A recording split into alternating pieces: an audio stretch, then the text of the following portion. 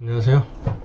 오늘은 어떤 분이 저한테 질문을 주셔서 그 질문에 대한 것을 한번 이야기해 보겠습니다. 왜 내가 낙찰자인데 왜 내 집에, 내 주택에 불법으로 점유하고 있는 점유자 또는 대항력 없는 임차인이 점유하고 있는데 왜 강제로 개문해서 쫓아낼 수 없는지, 왜 인도 명령이나 명도 소송으로 법 집행으로 쫓아내야 되는지, 그것이 왜 그렇게 되는지에 대해서 질문을 해 주셨는데 제가 그거에 대해서 한번 답을 해 보겠습니다. 질문에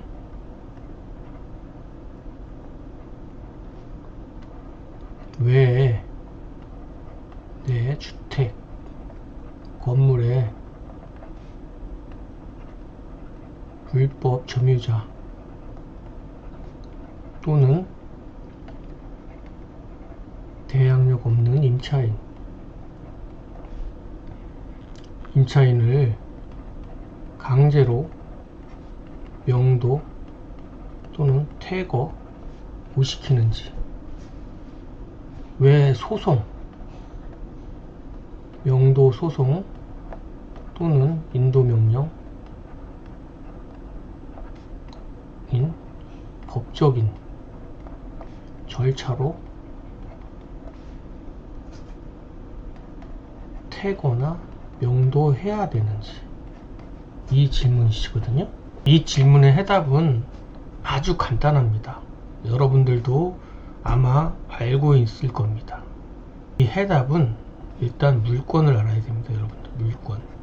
그러니까 물권에 대한 설명은 나중에 깊게 설명하기로 했기 때문에 아직 제가 설명 안 해드렸는데, 이 물권은 제가 간략하게 채권과 물권편 설명할 때 물권에 대해서 설명했어요. 물권은 물건, 지배하는 권리입니다. 권리, 기본적으로 물건을 지배하는 권리. 그래서 이 물권에는 크게 점유권이라고 있어요. 점유권. 또 본권이 있어요. 본권. 이 본권 안에는 이 소유권 외 권리가 있어요. 이 소유권 외 권리는 이 용익 물권이 있고요. 담보 물권이 있어요. 뭐가 있다는 건 나중에 설명하고요. 이런 게 있다는 걸 알고 계시고요. 중요한 건 뭐냐면 우리가 물권 중에 이 점유권이에요. 점유권. 이 점유권은 참 특이해요. 이 점유권의 특징은 이 점유권, 이 점유자의 권리가 선의로 추정된다는 거. 이 권리자로, 진정한 권리자로 이 선의로 추정된다는 거예요. 점유하고 있으면 그 점유자는 권리자이면서 선의로 추정된다는 거예요. 본다라는 거죠. 그렇기 때문에 이 점유권이 있는 거예요. 이 점유권 특이하게 이렇게 추정한대요. 선의로 진정한 권리자로 추정하는 거예요. 그래서 이 점유권은 이러한 본권처럼 이 소유권이나 이런 권리는 권리자가 다 각각 있죠. 그렇지만 이 점유권은 우리나라 모든 사람, 국민들 다 있습니다. 이 국민들에는 우리 일반인이 있죠. 그 다음에 착한 사람, 나쁜 사람 따지지 않고요. 남녀노소 따지지도 않고요. 그 다음에 불법 점유자 따지지도 않아요. 불법인지 선의인지도, 선의의 점유자인지도 따지지도 않고요. 대항력이 있든 없든 따지지도 않아요. 그냥 모든 사람들, 국민들은 다 가지고 있는 거예요. 기본권이에요. 점유권이. 특이하게 이 점유권. 이 점유권은 소유권이 아니에요. 그냥 단지 점유하는 거예요. 점유. 그냥 가지고 있는 거예요. 그래서 A가 B의 자동차를 훔쳤어요.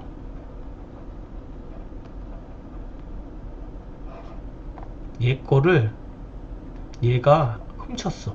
자동차를. 그러면 얘는 얘한테 이거를 강제로 못 갖고 와요. 강제로 빼앗아 올 수가 없어요. 얘가 이 자동차를 점유하고 있기 때문에 선의로 추정되는 거예요. 얘 권리로 인정을 하는 거예요. 보는 거예요. 그래서 얘가 진정한 차주인은 강제로 얘를 빼앗아 올 수 없고, 얘는 얘한테 소송을 통하는 거예요. 소송. 자동차 반환 소송을 하는 거예요. 소송을 통해서 그 입증 책임은 B가 입증 책임을 해야 돼요. 웃기죠? 얘가 훔쳐갔는데 얘가 입증 책임을 해야 되는 거예요. 얘는 점유권 때문에 선의로 추정되기 때문에 얘가 그거를 깨는 입증을 책임져야 하는 거예요. 그래서 소송을 통해서 다시 대체자화해야 하는 거예요. 번거롭게도. 이런 게 있다라는 거. 그래서 우리가 경매에서 낙찰자가 왜 불법 점유자, 여긴 대항력 없는 임차인 포함되겠죠? 이 사람을 왜 강제로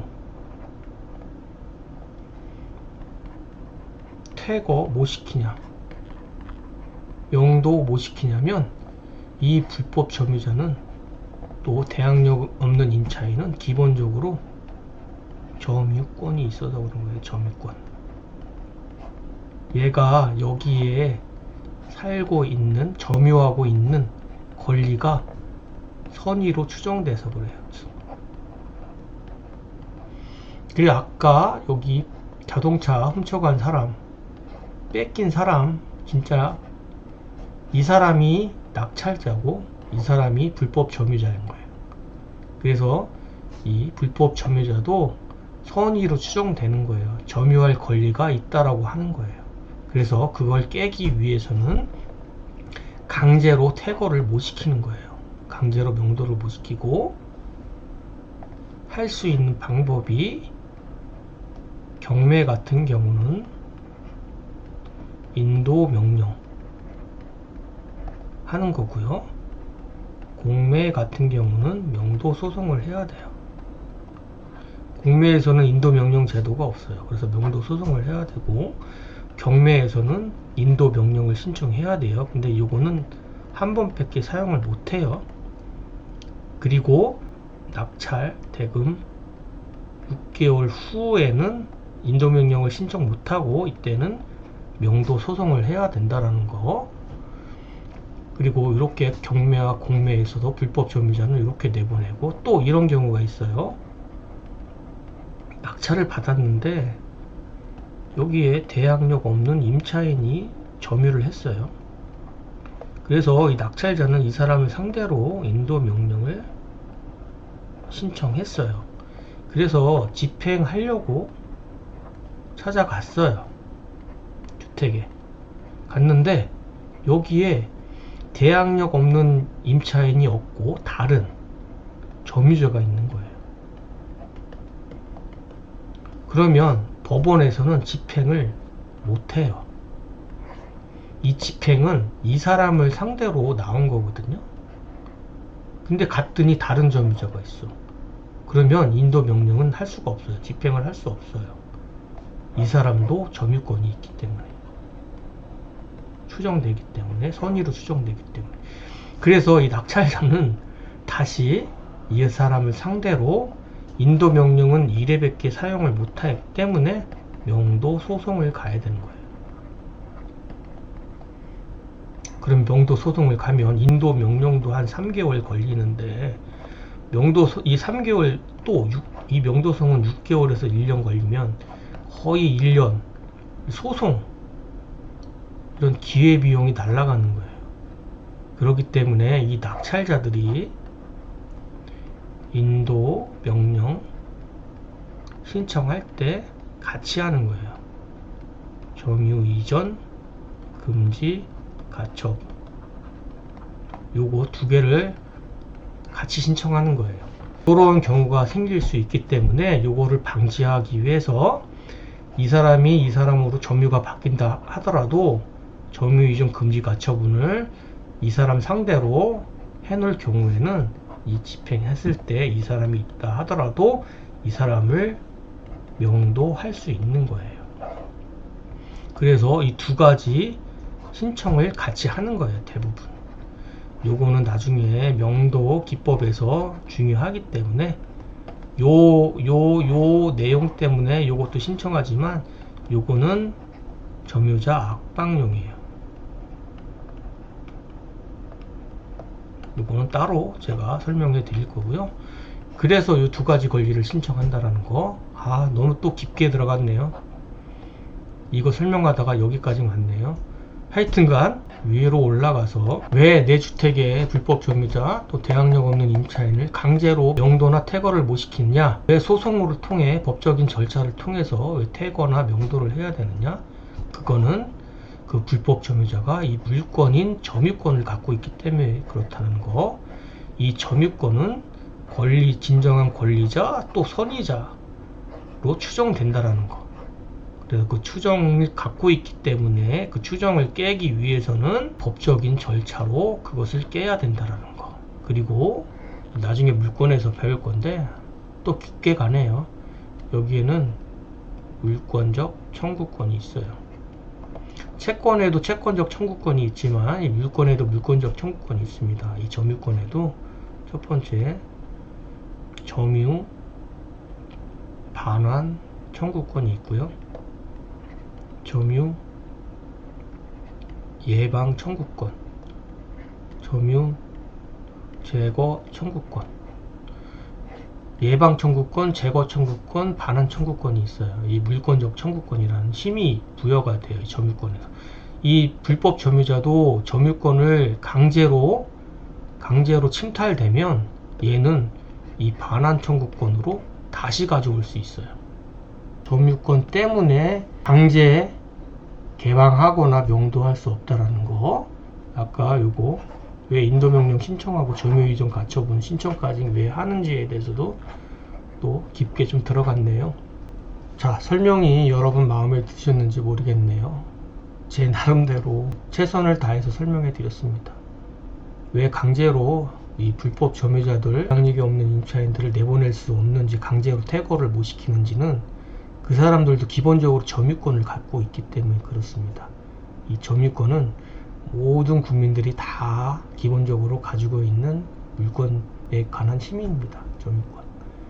점유권은 물권이기 때문에 함부로 할 수 없기 때문에 법적인 절차, 소송을 통해서 가져올 수밖에 없는 것입니다.